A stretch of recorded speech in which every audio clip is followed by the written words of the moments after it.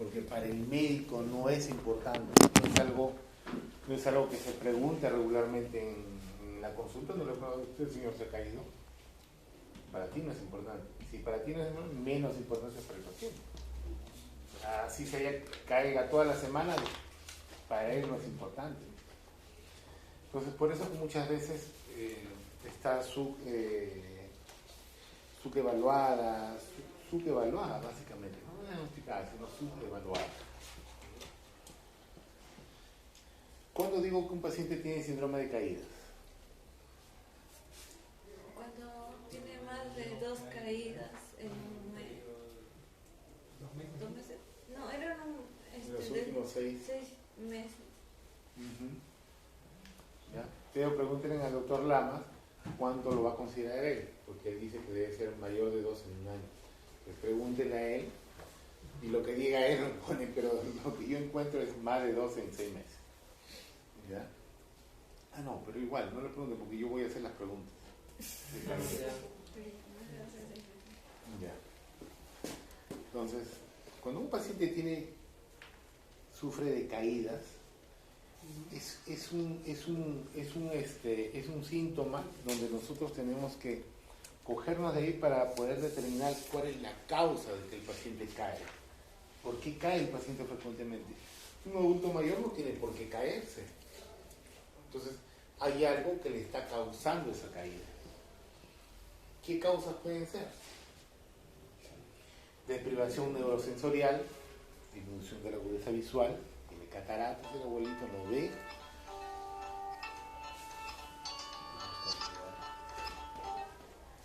No ve el abuelito, ¿no? Tiene caída, puede tener caída, ¿no? No ve el abuelito y puede caerse. Déficit auditivo, todo lo que es deprivación neurosensorial, déficit auditivo, déficit visual, todo eso me puede producir caída. ¿Qué más? Reumáticos. Problemas osteoarticulares, ¿no? Un abuelito con una artrosis severa, ¿no? Que le produce trastornos de la marcha. Si ustedes se dan cuenta, los abuelitos aumentan la base de sustentación y caminan como, ¿no? Acortan su tranco de caminata, ¿no? Uno camina normalmente así, pero el abuelo abre la pierna, aumenta la base de sustentación. ¿Por qué? Porque va perdiendo equilibrio de a poco, hay trastorno en la marcha. Entonces comienza a caminar así, no sé si se han dado cuenta ustedes, ¿no? ¿Por qué camina el adulto mayor con las piernas un poco abiertas? Porque tiene que aumentar la base de sustentación para que tenga mejor equilibrio, ¿no?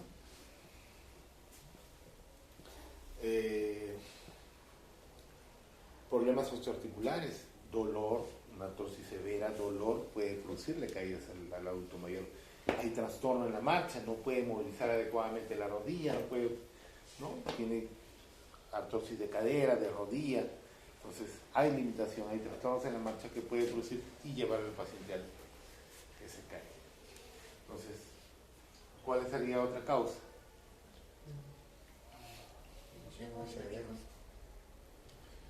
Hemodinámicos podría ser, ¿no? Hipotensiones ortostáticas que pueden ser, síncope de origen cardiológico podría ser, ¿no? Podría ser, puedes tener ahí fibrilaciones, bloqueos, ¿no? Que te puedan causar la caída en el adulto mayor. Lo que quiero que se den cuenta es que, o sea, desde un pequeño síntoma, en geriatría tienes que cogerte para ir buscando las causas que estén produciendo eso. ¿Sí? El enfoque es distinto. De ese síndrome de caídas, yo tengo que ir buscando cuáles son las causas que me puedan producir caída en el adulto mayor, ¿no? ¿Qué más? ¿Qué otra causa? Neurológicos, los déficits isquémicos, ¿no? Los microinfartos. Paciente con un FA, con fibrilación auricular, puede ser infartos cerebrales, ¿no? Infartos tromboembólicos, ¿no? Pequeños infartos tromboembólicos, ¿no? Entonces, puede eso estarle produciendo y nadie se da cuenta que el abuelo estaba fibrilando. ¿Qué otra causa? Metabólicos. Metabólicos también podría ser, no es muy frecuente, pero sí podríamos considerarlo. ¿Qué más? Osteomusculares. La disminución de peso, la sarcopenia, pierde la fuerza en el adulto mayor, ¿no? Disminuye la masa muscular. Astenia por una anemia, Astenia. por una anemia. Claro, o sea, todo lo que tenga que ver con la parte muscular, ¿no? Con la sarcopenia, ¿no? Disminución de la masa muscular, todo eso pierde la fuerza y llega a que se caiga el paciente. ¿Qué otra causa puede haber? Dos más, importantísimas. ¿Tienen abuelos o no? ¿Mm? ¿Ya no tienen abuelos? Pero no se cae. Pero no se cae. Ni siquiera se mueve. Ni siquiera se mueve.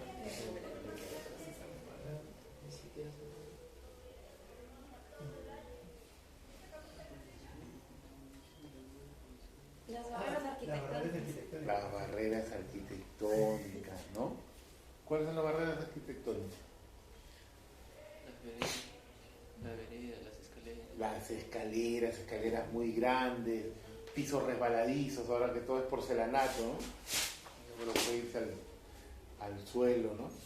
A veces en la casa hay alfombras, la alfombra está levantada, se va el abuelo al suelo, ¿no? Los baños también, ¿no? A veces no tienen sujetadores adecuados para los adultos mayores que ya tienen cierto grado de limitación funcional, ¿no? Pum, al suelo, ¿no? Por eso que se caiga el abuelo tiene alto riesgo de que se fracture la cadera, ¿no? Y fractura de cadera en nuestro país es muerte segura. En nuestro país, ¿no? Y sobre todo en el MINSA es muerte segura. ¿Por qué? Porque la fractura de cadera está considerada como una emergencia geriátrica. El paciente se tiene que operar dentro de las primeras 72 horas. Pero acá se opera después de 2 meses, después que le dio 2 veces neumonía, después que le dio un TEP, después que el abuelo ya se desfuncionalizó 2 meses en la cama, le ponen la prótesis por las puras porque el abuelo ya no puede levantarse, ¿no? Entonces, la fractura de cadera es una emergencia geriátrica. Tiene que colocarse las primeras 72 horas. Y a las 24 horas tiene que estar empezando ya con su rehabilitación. Entonces, esa es la única manera que el adulto mayor pueda salir. Pero si voy a hacer como en el MINSA, que se cae y recién voy a comprar la prótesis que dura 2 meses, en la cama 57 y un abuelito funcional de 83 años que se cayó y se fracturó la cadera. 2 meses y medio en el hospital. 3 veces neumonía. Ahorita he hecho una telectasia, solamente por la fractura de cadera. Y todavía los sinvergüenzas, los traumatólogos dicen, sí, creo que podemos operarla. La abuela desfuncionalizada.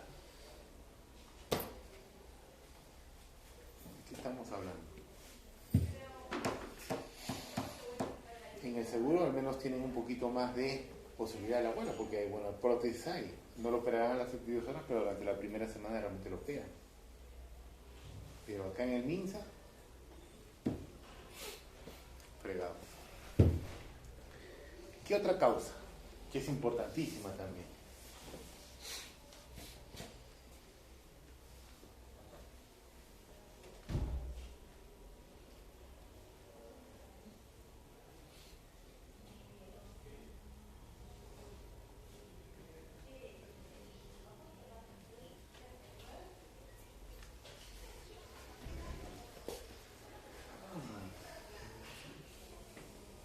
¿Por dónde han brotado? ¿Qué pasa el abuelo cuando va a neurología, gastroenterología, cuando va a medicina interna? Sale así con su bolsa de medicamentos, bueno, en el seguro, ¿no? Medicamentoso. Al abuelo entra por todo lo... Neuro le da un montón de medicamentos, gastro le da otro montón de medicamentos, medicina interna le da otro montón de medicamentos. El abuelo al final sale como con 14, 15 medicamentos y no saben si el abuelo tiene deterioro cognitivo o no, si sabe si se va a acordar o se ha entendido qué es lo que va a tomar, cómo lo va a tomar, ¿no?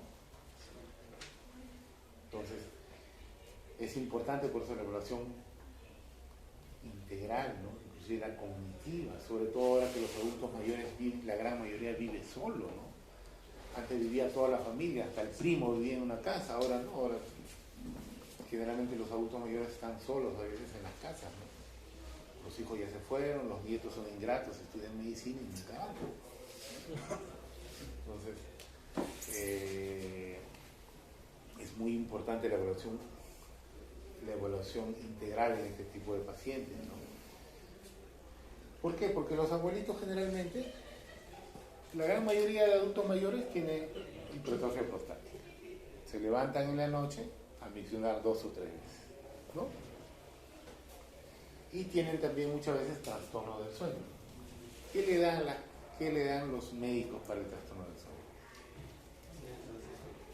Benzodiazepina, clonazepam, alprazolam, ¿cómo se llama? Y el abuelo le puede producir el clonazepam, le puede dar somnolencia, ¿no? Se levanta en la noche menos somnoliento y pan al suelo y fracturado la cadera. Se acabó su vida si es del CIS. Si está asegurado en el CIS. Pero si está en el seguro puede tener posibilidad de salir, ¿no? Entonces, así de mal está nuestro sistema de salud, ¿no? Todos deberíamos tener las mismas posibilidades, ¿no? El mismo acceso a los servicios de salud, ¿no? Las mismas posibilidades de recuperación, ¿no? Lo digo, lo podemos decir en forma de broma, pero es así, ¿no? O sea, el abuelito del Minsa tiene que tener la misma posibilidad del abuelito de salud si se fractura la cadera, ¿no? ¿No creen ustedes? No. Bueno, esas son las cosas que tenemos que ir estudiando un abuelo que tiene caídas, ¿no? De repente ya cuando sean gastroenterólogos, neurólogos, no les va a importar, cuando sean internistas, ya no les va a interesar, pero al menos que tengan el conocimiento y digan, no, mejor que lo vea geriatra. Y al menos puedan poner que lo vea geriatría. Entonces, es importante esa situación, ¿no? Lo otro, algunos serán cirujanos y ya no pensarán nada solamente. Entonces,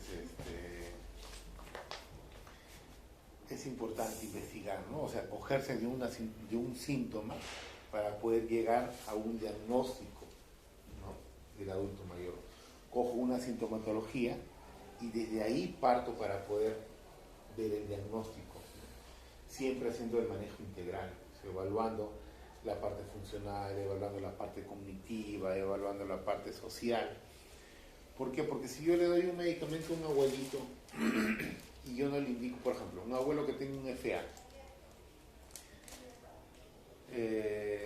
el chat BAS, me dice, sí, tienes que anticoagular. ¿Conocen el chat, no? ¿Qué índice del chat? Ah, sí. Entonces, sí, tengo que anticoagularlo. Pero no veo si ese abuelo tiene soporte familiar o no tiene soporte familiar. No he visto si ese abuelito, el cardiólogo no ve si el abuelito tiene soporte familiar o si tiene deterioro cognitivo. Normalmente el abuelo tiene deterioro cognitivo moderado severo, tiene una demencia y le dan que tome warfarina. Y el viejito agarra y toma warfarina mañana y tarde. Y viene a la semana por hemorragia. Intraparenquimal, hemorragia digestiva. Eso es lo que sucede, eso es lo que vemos frecuentemente en la emergencia, ¿no? ¿Por qué? Porque nadie se toma el minuto de preguntar si ha venido acompañado, si tiene soporte familiar, preguntar cosas tan sencillas como una screening, hacer un Pfeiffer, en qué año estamos, dónde está, ¿no? Preguntas sencillas, 10 preguntitas, ¿no? ¿En qué año estamos, qué estación estamos, qué día es hoy? Tú más o menos te das cuenta si hay o no un deterioro cognitivo, que no es una cosa difícil, son test de screening. Y si yo veo que está un poco alterado, no, lo mandas a geriatría o psiquiatría para que determine si tiene deterioro cognitivo o si tiene el inicio de una demencia, si tiene el inicio de algo. Por eso es importante la evaluación integral. La Organización Mundial de la Salud define caídas como la consecuencia de cualquier acontecimiento que precipita al paciente al suelo contra su voluntad. Junto con la inestabilidad, constituye uno de los síndromes, uno de los grandes síndromes geriátricos, ¿no? Pasa inadvertida para los profesionales de salud. Siempre pasa desapercibida, ¿no? Porque para nosotros no es importante. Y las caídas son frecuentes en los adultos mayores asociadas a la inestabilidad de la marcha, ¿no? La inestabilidad de la marcha puede ser por múltiples cosas, por dolor, sarcopenia, pero puede producir inestabilidad en la marcha. Y es un indicador de fragilidad. Si un adulto mayor se cae es porque está frágil. Se le debe preguntar por lo menos una vez al año. La mitad de las personas que sufren una caída no pueden levantarse por sí solas, del 30 a 40% en la comunidad. Es alto, eso no es bajo, del 30 a 40% en la comunidad. 50% en los pacientes institucionalizados. Los institucionalizados, bueno, como esto es de Estados Unidos, los institucionalizados se refieren a los nursing homes, ¿no? A las casas de reposo que todos los abuelos se van. Esos son los institucionalizados. Los hospitalizados son otros, ¿no? Los que están en un hospital. Los institucionalizados son los que están en los nursing homes, en esos sitios, ¿no? No se refiere a los que están hospitalizados. No. Institucionalizado es aquel paciente que está en una casa de reposo. No, pero no una casa de reposo como en Perú, ¿no? Que eso más parece un depósito. Son nursing homes, se llaman, ¿no? Esos son los institucionalizados. Y los hospitalizados son los que están, pues, en el hospital. En Estados Unidos es la principal causa de muerte accidental y la séptima causa de muerte en la población mayor de 65 años. O sea, no es muy poquito, ¿eh? O sea, es la primera causa, es la principal causa de muerte accidentales y la séptima causa de muerte en la población mayor de 65 años. O sea, está dentro de las primeras causas de muerte del adulto mayor en Estados Unidos. Las caídas pueden ser una amenaza para la independencia del anciano. El mejor predictor es una caída previa, usualmente multifactorial, porque hay múltiples factores. Interacción entre factores intrínsecos, extrínsecos y situacionales. Intrínseco se refiere a factores propios del paciente. Los extrínsecos se refiere al ambiente, ¿no? Al medio ambiente, ¿no? Las barreras arquitectónicas, ¿no? Etiología de los factores intrínsecos: alteraciones médicas, neuropsiquiátricas, daño visual auditivo, alteración de la función neuromuscular, marcha y los reflejos posturales. Extrínsecos: medicación, que es la principal causa de la medicación. Uso incorrecto de bastón, andador, las barreras ambientales. Factores situacionales: ciertas decisiones, actividades, ejemplo, caminar en tacos, correr al baño, correr a contestar el teléfono. Esas son situacionales. Causas de caídas, y acá están, ¿no? Los accidentes, síncope, mareo, hipotensión ortostática, hipovolemia, cardiopatías. Factores relacionados con la edad que contribuyen a la inestabilidad y caídas. Cambios en el control postural. Ahí tenemos a la menor propulsión, reflejos más lentos, menor tono muscular, aumento de la oscilación postural y la hipotensión ortostática. Cambios en la marcha, los pies no se elevan tanto, los varones desarrollan posturas de flexión y marcha con pasos cortos y base ampliada, lo que yo les decía.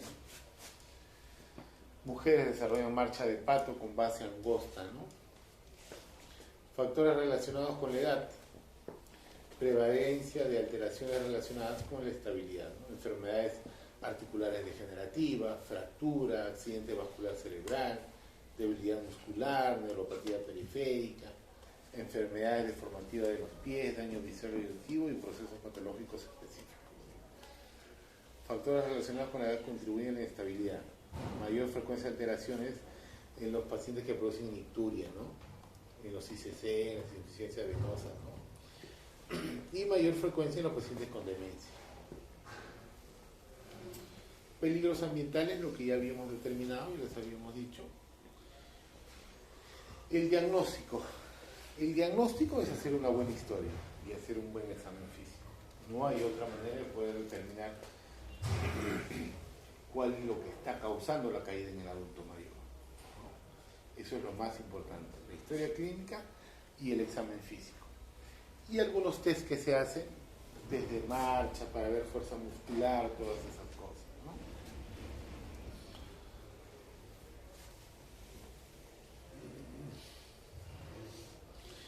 Este es un esquema de cómo hacer la valoración de las caídas, ¿no? Como le voy a dar la lámina para que ustedes lo vean ahí.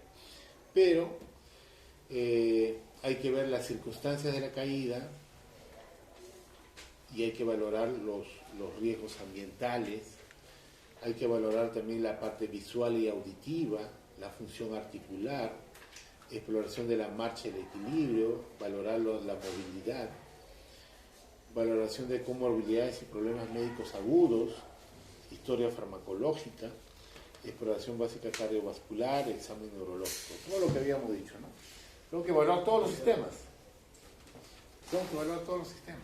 Cuando un paciente cae, tengo que evaluar todos los sistemas: neurológico, cardiológico, deprivación neurosensorial, problemas osteomusculares, factores ambientales, porque ese paciente cae. Complicaciones: lesiones de tejido blando, fracturas, hematoma subdural, hospitalizaciones. El paciente puede llegar a la discapacidad e inclusive a la muerte. Ya les expliqué en este país por qué los abuelos que se caen llegan a la muerte. Las complicaciones, bueno, ya les comenté. Esto es importante. Intervención multifactorial en pacientes que viven en un domicilio. Realmente, para mejorar lo que es caída, tengo que determinar cuál ha sido la causa.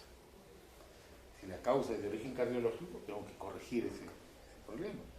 Imagínense un abuelito que tiene un FA y está disparando trombos a cada rato y por ese motivo se ha caído, entonces tengo que corregir, anticoagularlo, ¿no? Ver toda esa situación. Es un paciente que tiene un bloqueo completo de rama y necesita utilizar el marcapaso, tengo que poner el marcapaso. Pero si, por ejemplo, veo que es un adulto mayor que tiene un problema osteomuscular, tiene que hacer ese paciente terapia física, nuevamente reeducación de la marcha, ¿no? Mejora el equilibrio. O sea, el tratamiento va dirigido básicamente a lo que el paciente, a lo que yo encuentro en el paciente. ¿Ya? El tratamiento está dirigido básicamente a mejorar lo que yo he encontrado en el paciente. ¿Ya? Y acá te habla pues de entrenamiento de ambulación y equilibrio, el uso correcto de los andadores, mejor control de la regulación de la medicación, programa de ejercicios. Lógico, porque si yo de repente encuentro un abuelo que se ha caído y está utilizando una benzodiazepina en la noche, lo más probable es que se haya caído por el uso de la benzodiazepina, ¿no? O sea, tengo que ir corrigiendo las posibles causas que tiene el paciente. Bueno, esto no... La modificación de los ambientes.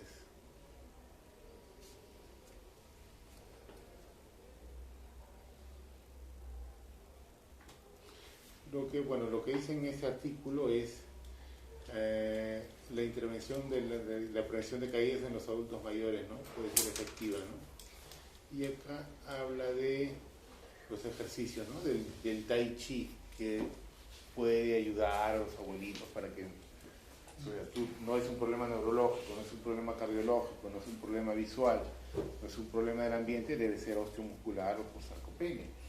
Entonces, hay ejercicios como el Tai Chi que pueden ayudarlo a mejorar la caída en el adulto mayor. Ya, muchachos. Bájenlo de una vez.